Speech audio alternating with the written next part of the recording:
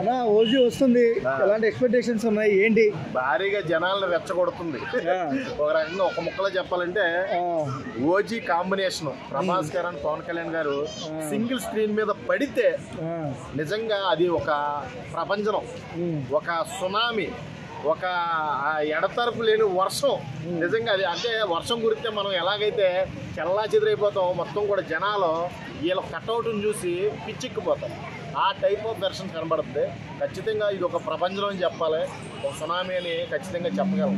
ఎందుకంటే ఒక థియేటర్, ఒక హాల్ సరిపోతే వీళ్ళకి ఒక స్టేడియం కావాలి, ఒక పెరేడ్ గ్రౌండ్స్ లాంటి పెద్ద స్టేడియం కావాలి. ఆ స్టేడియం కూడా సరిపోద్దో లేదో నేను కూడా చెప్పలేను.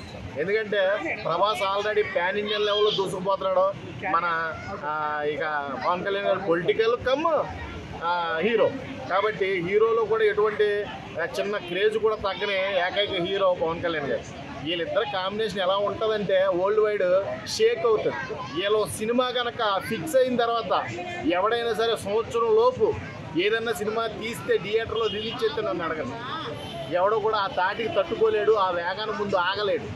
కాబట్టి వీళ్ళిద్దరు కాంబినేషన్ అంటేనే డెడ్లీ కాంబినేషన్.